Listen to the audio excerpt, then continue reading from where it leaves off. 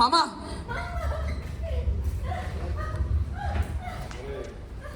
എണീറ്റോ വാ പിടിച്ചോ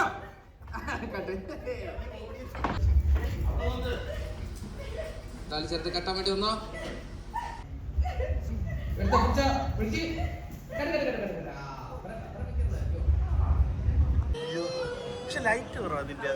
നിനക്ക് മ്യൂസിക് ഇപ്പൊ എവിടെ നിന്ന് കിട്ടി?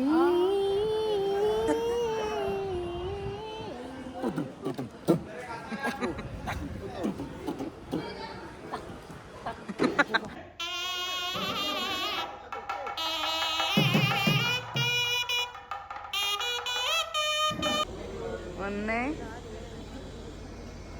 ഒന്ന് രണ്ട് മൂന്ന്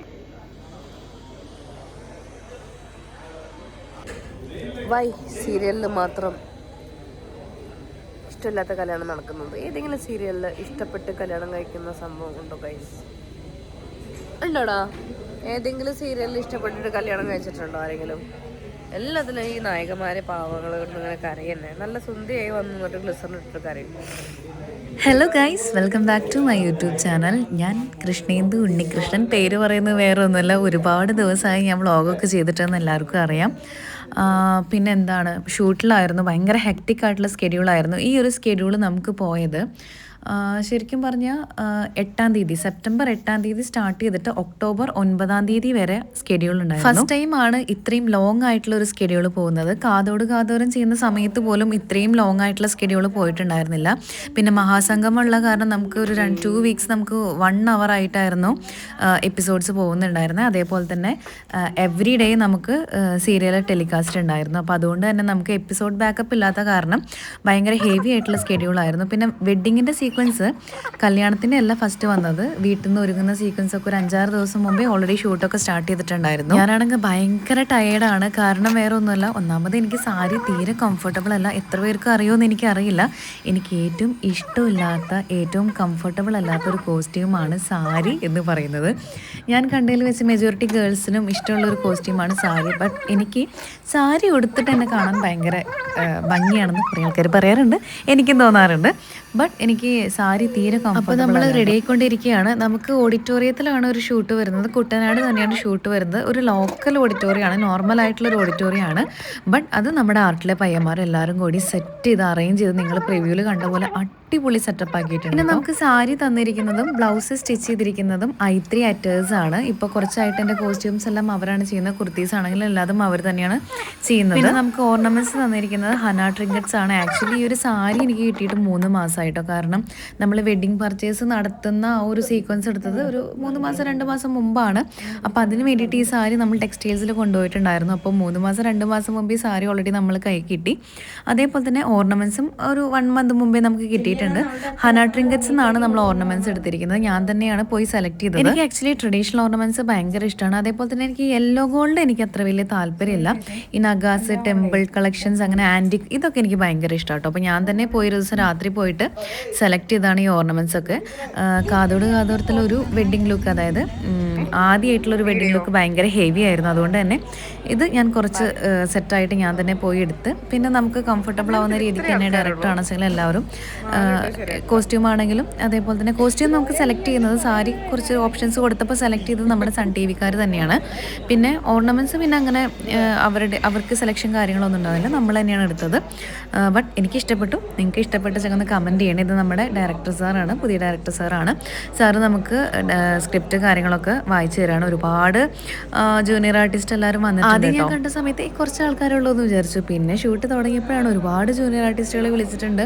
പക്ക ഒരു വെഡ്ഡിങ് സെറ്റപ്പ് ആയിട്ട് എനിക്ക് തോന്നിയിട്ട്, ഞാൻ ശരിക്കും ഒരു, അതായത് ബ്രൈഡായിട്ട് നിൽക്കുന്ന ഫീലായിരുന്നു എനിക്ക് ഉണ്ടായിരുന്നത്. കണ്ടോ, ഓഡിറ്റോറിയം ഒക്കെ ഇത്രയും അടിപൊളിയായിട്ട് അവർ സെറ്റ് ചെയ്തിട്ടുണ്ട്. ശരിക്കും ഒരു റിയൽ വെഡ്ഡിങ് പോലെ തന്നെയാണ് എനിക്ക് ഫീൽ ചെയ്തത്. പിന്നെ നമ്മുടെ മേക്കപ്പ് അസിസ്റ്റന്റ് പയ്യൻ രഞ്ജിത്ത്, അന്നത്തെ ആ ഒരു ദിവസം എനിക്ക് ഏറ്റവും കൂടുതൽ ഹെൽപ്ഫുൾ ആയത് അവനാണ്. കാരണം നമുക്ക് 6 മണിക്ക് ഷൂട്ട് സ്റ്റാർട്ട് ചെയ്തിട്ട് നെക്സ്റ്റ് ഡേ 6 മണിക്കാണ് നമുക്ക് ഷൂട്ട് കഴിഞ്ഞിരിക്കുന്നത്. നമുക്കെന്ന് പറഞ്ഞാൽ എനിക്കും ബാബുക്കുട്ടനും തേജസ്സിനും ഇതിൻ്റെ ഇടയ്ക്ക് അവർക്കൊക്കെ റെസ്റ്റ് എടുക്കാൻ ടൈം കിട്ടിയിട്ടുണ്ടായിരുന്നു. ബട്ട് ഞാൻ സത്യം പറഞ്ഞാൽ വീണില്ല എന്നുള്ള രീതിക്കാണ് നിൽക്കുന്നുണ്ടായിരുന്നത്. അത്രയും ടയേർഡായിട്ടുണ്ടായിരുന്നു ഞാൻ. പിന്നെ ക്ഷണിക്കാതെ വലിഞ്ഞു കയറിയിട്ട് ഒരു അതിഥി കൂടി എൻ്റെ കൂടെ വന്നിട്ടുണ്ടായിരുന്നു. നമ്മുടെ സ്വന്തം പീരീഡ്സ്. അതിൻ്റെ കൂടെ എനിക്ക് യൂറിനറി ഇൻഫെക്ഷനും കൂടി നല്ല രീതിക്ക് പിടിപെട്ടിട്ടുണ്ടായിരുന്നു. ഈ യൂറിനറി ഇൻഫെക്ഷൻ എങ്ങനെയാണ് വന്നത് വെച്ചെങ്കിൽ സാരി എടുത്തു കഴിഞ്ഞാൽ എനിക്ക് വാഷ്റൂം പോകാൻ ഭയങ്കര ബുദ്ധിമുട്ടാണ്. അതുകൊണ്ട് തന്നെ വെള്ളം കൂടി കുറവാണ്. അതുകൊണ്ട് നല്ല രീതിക്ക് യൂറിനറി ഇൻഫെക്ഷനും വന്നിട്ടുണ്ടായിരുന്നു. അപ്പോൾ നമ്മുടെ ഈ ഒരു ഓഡിറ്റോറിയത്തിൽ വാഷ്റൂം അങ്ങനെ ക്ലീനോ നീറ്റോ എല്ലാം തോന്നുന്നു എനിക്കറിയില്ല.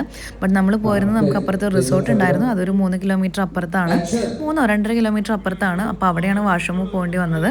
അപ്പോൾ എനിക്കാണെങ്കിൽ ഞാൻ എല്ലാ സീനിലുണ്ട്. പിന്നെ വേറൊരു കാര്യം പറയുകയാണെന്ന് വെച്ചെങ്കിൽ നമുക്കിന്ന് 3 ക്യാമറയും 3 ക്യാമറാമാനും 2 ഡയറക്ടേഴ്സാണ് നമ്മളിന്ന് ഷൂട്ട് ചെയ്യണം. അത്രയും ഹെവി ആയിട്ടുള്ളൊരു സീക്വൻസ് ആണ്.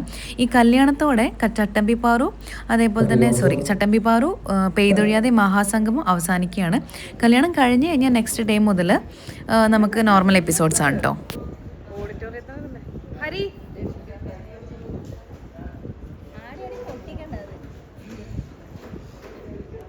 കാലം കിട്ടുന്നുണ്ടോ ആരുടെയാണെങ്കിൽ പിന്നെ നമ്പറും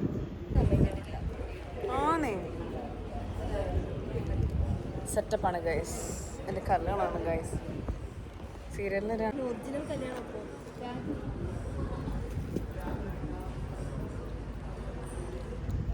കൊള്ളാം. ഇന്നലത്തെ വീഡിയോ അയച്ചു.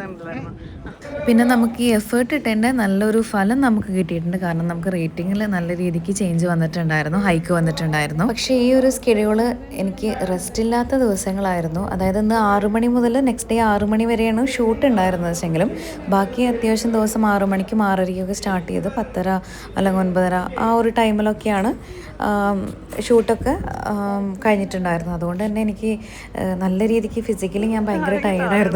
പിന്നെ ഉച്ചയായപ്പോൾ നമ്മൾക്ക് ബിരിയാണിയാണ് ഇന്നുണ്ടായത്. കുറച്ച് ദിവസങ്ങളായിട്ട് നമുക്ക് ബിരിയാണി, കുഴിമന്തി, നെയ്ച്ചോറൊക്കെയാണ് നമുക്ക് ഉച്ചയ്ക്ക് ഫുഡ്, പ്രൊഡക്ഷൻ ഫുഡ്. ഞാൻ സ്റ്റാറ്റസ് ഇടുമ്പോൾ പലരും ചോദിക്കാറുണ്ട്, എൻ്റെ പൊന്നെ നിങ്ങളുടെ ലൊക്കേഷൻ കൊള്ളാട്ടോ, ഡെയിലി കുഴിമന്തിയും ബിരിയാണിയൊക്കെ അല്ലേ കഴിക്കുന്നതെന്ന്. വേറൊന്നുമല്ല, നമ്മൾക്കിപ്പോൾ പണ്ട് മെസ്സെന്നായിരുന്നു ഫുഡ് ഉണ്ടായിരുന്നത്. അപ്പോൾ നമുക്ക് മീൽസാണ് വരാറ്. ബട്ട് ഇപ്പം നമുക്ക് മീൽസും ഉണ്ട്. പക്ഷേ കൂടുതലും നമുക്ക് ഇതേപോലെ അറേബ്യൻ ഫുഡൊക്കെയാണ് എനിക്ക് തോന്നുന്നത്. നമ്മുടെ പുതിയ കുക്കാണ്, നമ്മുടെ പ്രൊഡക്ഷൻ തന്നെ നിർത്തിയിട്ടുള്ള പുതിയ കുക്കാണ്. അപ്പോൾ ആൾ അത്യാവശ്യം നോൺ വെജ് സംഭവത്തിലാണ് ആൾക്ക് കുറച്ച് താല്പര്യം തോന്നുന്നുണ്ട്. എനിക്കും ഇഷ്ടപ്പെട്ടു. കാരണം ആളുണ്ടാക്കുന്ന വെജിനേക്കാളും ടേസ്റ്റ് എനിക്ക് നോൺ വെജാണ്. അതേപോലെ കുഴിമന്തിയൊക്കെ എനിക്ക് ഭയങ്കര ഇഷ്ടമാണ്, ഭയങ്കര ഫേവറേറ്റ് ആണ്. എനിക്ക് തോന്നുന്നു മെജോറിറ്റി ലൊക്കേഷനിൽ മീൽസാണ് കിട്ടാറ്. പക്ഷേ നമ്മുടെ ലൊക്കേഷനിൽ, പക്ഷേ ഈ ഒരു ലൊക്കേഷനിൽ വന്നതിൻ്റെ ഗുണം ഞാൻ ഇടയ്ക്കിടയ്ക്ക് വീഡിയോ ഇടാറുണ്ടല്ലോ. അപ്പോൾ അതിൽ കൊഞ്ച് ഫ്രൈ നമ്മൾ ഉണ്ടാക്കിയിട്ടുണ്ട്, കപ്പ, മീൻകറി ഇങ്ങനെയൊക്കെ ഉണ്ടാക്കാറുണ്ട്. അപ്പോൾ ഈ ലൊക്കേഷനിൽ നല്ല വയറുഭാഗ്യമുണ്ട്.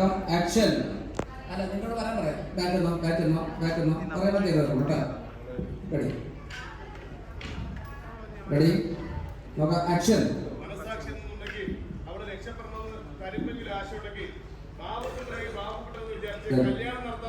ബാബുക്കുട്ടൻ കയറി വരണം. നോക്ക്, ടെൻഷൻ നോക്ക്. ബാബുക്കുട്ടൻ അടുത്ത് വാ, കയറി വാ. ഒരു വർഷം ചിരി ശരി സാർ. എൻ്റെ കൂടെ നോക്ക്. ആ പറ. സ്വത്തും പണമൊന്നും വേണ്ടെങ്കിൽ വേണ്ട. ബാബുക്കുട്ടൻ ആണെടുത്തനാ.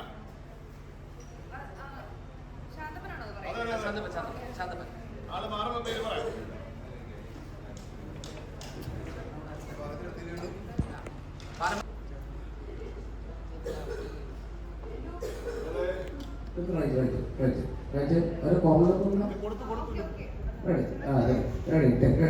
നല്ല ഫീൽഡ് നോക്കിയോ. സംസാരം കഴിയുമ്പോൾ ഇവനെ കാണണം, ബാബുവിനെ കാണണം. ടെൻഷനോട് നോക്കണം. ബാബു അടുത്തത്. ആക്ഷൻ. മനസാക്ഷി എന്നുണ്ടെങ്കിൽ അവളെ രക്ഷപ്പെടണമെന്ന് തരുമെങ്കിലും ആശയുണ്ടെങ്കിൽ ബാബുക്കുട്ടനെങ്കിൽ ബാബുക്കുട്ടൻ എന്ന് വിചാരിച്ച് കല്യാണം നടത്താൻ നോക്ക്. ടെൻഷൻ.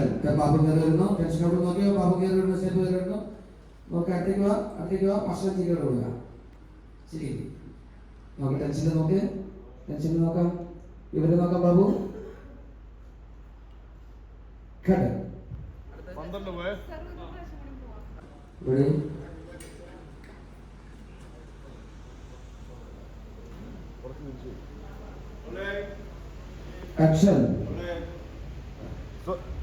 മനസാക്ഷി എന്നുണ്ടെങ്കിൽ അവളെ രക്ഷപ്പെടണം തരുമെങ്കിലും ആശയുണ്ടെങ്കിൽ ബാബുക്കുട്ടനെങ്കിൽ ബാബുക്കുട്ടൻ എന്ന് വിചാരിച്ച് കല്യാണം നടത്താൻ നോക്ക്. ടെൻഷൻ.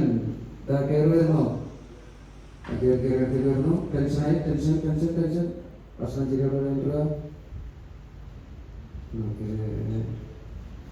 പാടി നോക്കാം.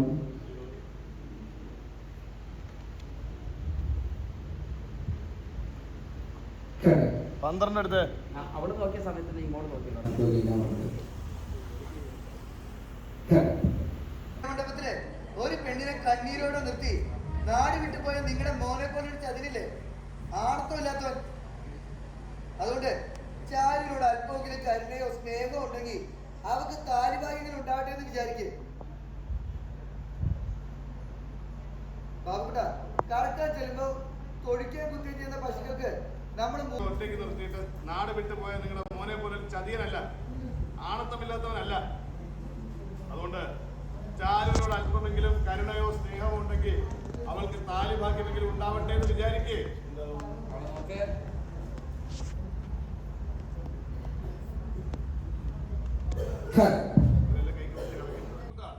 കറക്കാൻ ചെല്ലുമ്പോൾ തൊഴിക്കുകയും കുത്തുകയും ചെയ്യുന്ന പശുക്കൾക്ക് നമ്മൾ മൂക്കേറിടും. അതുപോലെ ഇവർക്ക് ഇപ്പൊ വേണ്ട ഒരു താലിപ്പിറുക്ക. നീ ധൈര്യമായിട്ട് കെട്ട്. അവള് നോക്ക്.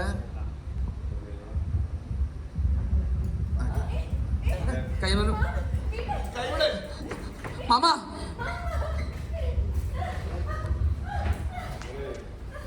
എണീച്ചോ, വാ പിടിച്ചോ.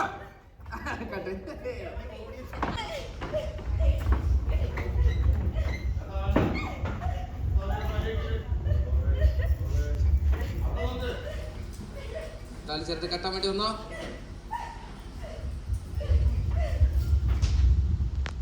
കഥ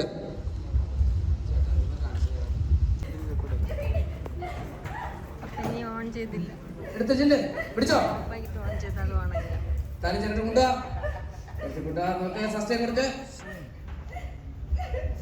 എടുത്ത പിടിച്ചോ. പിടിക്ക് പിടിച്ചോ.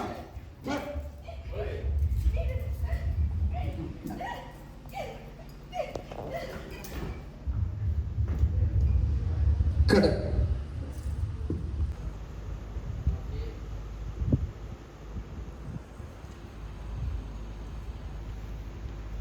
കട അത് അടിമുടി ഒന്ന് നോക്കിയേക്കണം.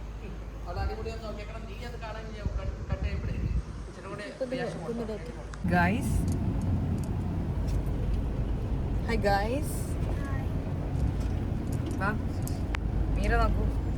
ഹായ് പറയൂ ഗൈസ്. Hi hi.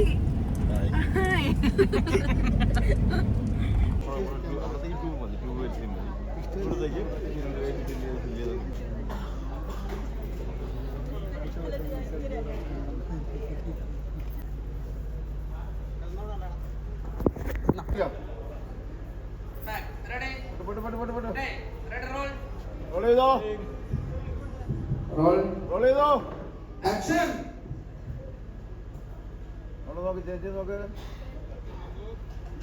അച്ഛൻ നിൽക്കുന്നു ക്യാമറ ലെഫ്റ്റില്. അച്ഛനെ നോക്കിയോണ്ട് പോ. അച്ഛനെ നോക്കിയോണ്ട് പോ.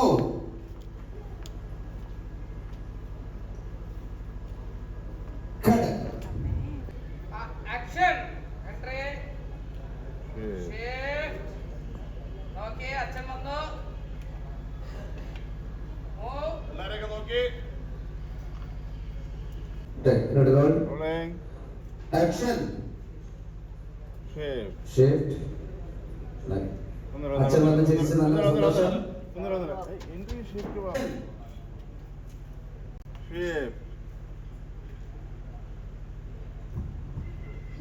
അച്ഛനെ നോക്കിക്കോ. അച്ഛൻ നമ്മളിങ്ങനെ സ്നേഹത്തോടും നോക്കുന്നു, ഡ്രസ്സിലേക്ക് നോക്കുന്നു. നല്ല സ്നേഹത്തോടുകൂടി മാമനെ നോക്കിയിട്ട് പയ്യെ മൂവ് ചെയ്തോ. മൂവ്. സന്തോഷത്തില് മൂവ്.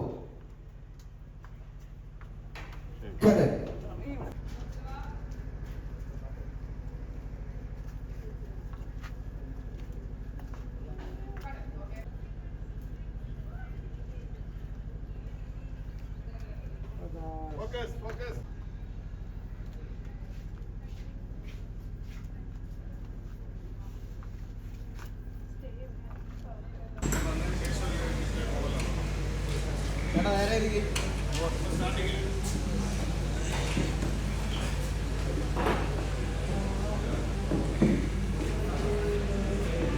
ആക്ഷൻ.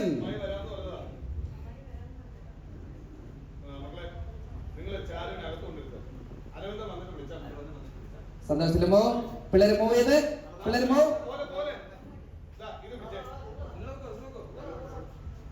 കര കര കര കര.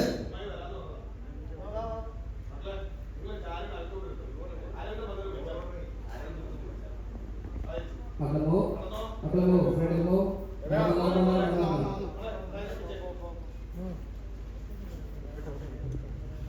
ഓക്കെ സംശയത്തിൽ ഇപ്പം തന്നെ ഫ്രണ്ടിലേക്ക് കൊണ്ടു നിർത്തി ഒരു അനുഭവത്തിൽ നോക്ക്. ആ നേരെ ദക്ഷിണ കയ്യിലേക്ക് വെച്ച് കൊടുത്ത് ഗോവിന്ദ മാമയുടെ കാല് തൊട്ട് വന്നിക്കുന്നു. ഗോവിന്ദ മാമ കണ്ണൊക്കെ നിറഞ്ഞിട്ട് കൈയൊക്കെ വിറച്ചിട്ട് അനുഗ്രഹിക്കുന്നു.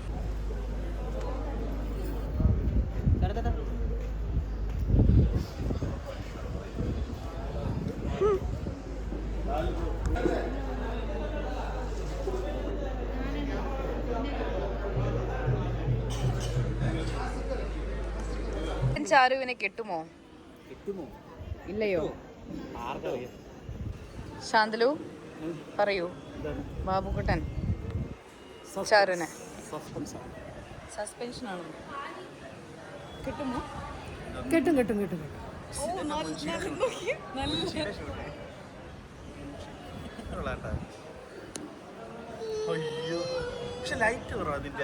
നിനക്ക് ആ മ്യൂസിക് ഇപ്പൊ എവിടെ നിന്ന് കിട്ടി?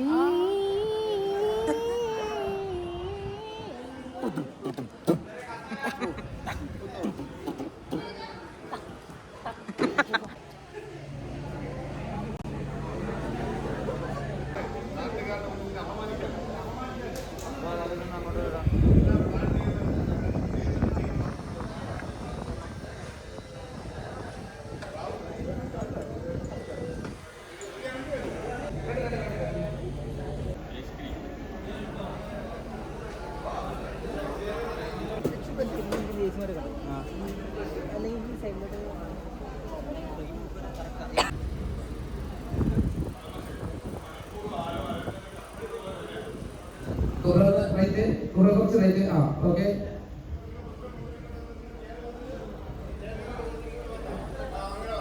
ആ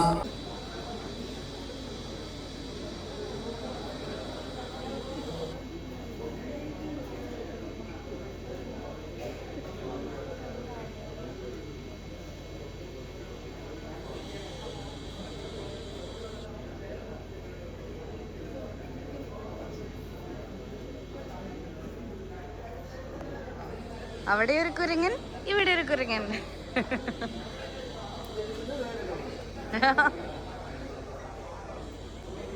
ഒന്ന് 2 3.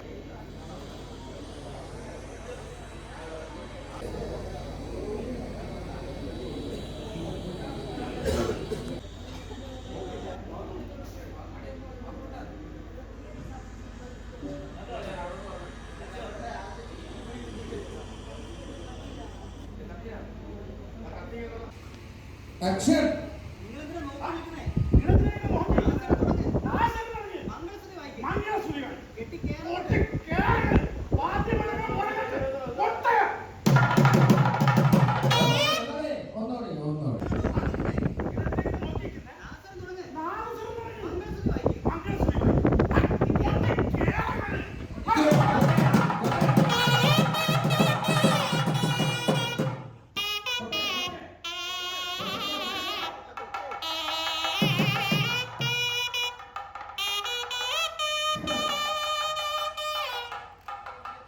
ചത്തു ഗൈസ്. ബാബുക്കുട്ടൻ കൊന്നു ഗൈസ്. ബാബുക്കുട്ടൻ ഭയങ്കര മേക്കപ്പിലാണ് ഗൈസ്. ഏഞ്ചലോടെ വീശിക്കൊണ്ടിരിക്കുകയാണ് ഗൈസ്, ആര് ചെവി കെട്ടുന്നത് പോലെ. എല്ലാവരും ഇருக்கு ഗൈസ്. ഇന്നെൻ്റെ കല്യാണമാണ് ഗൈസ്. ബാക്കിലത് കൃഷ്ണൻ ആദ്യം ഗൈസ്. കണ്ണൊക്കെ വൈ സീരിയലിൽ മാത്രം ഇഷ്ടമില്ലാത്ത കല്യാണം നടക്കുന്നത്? ഏതെങ്കിലും സീരിയലിൽ ഇഷ്ടപ്പെട്ട് കല്യാണം കഴിക്കുന്ന സംഭവം ഉണ്ടോ ഗൈസ്? ഉണ്ടോടാ? ഏതെങ്കിലും സീരിയലിൽ ഇഷ്ടപ്പെട്ടിട്ട് കല്യാണം കഴിച്ചിട്ടുണ്ടോ ആരെങ്കിലും? എല്ലാത്തിലും ഈ നായകന്മാരെ പാവങ്ങൾ കൊണ്ട് ഇങ്ങനെ കരയന്നെ. നല്ല സുന്ദരിയായി വന്നു ഗ്ലിസറിനിട്ടിട്ട് കരയും.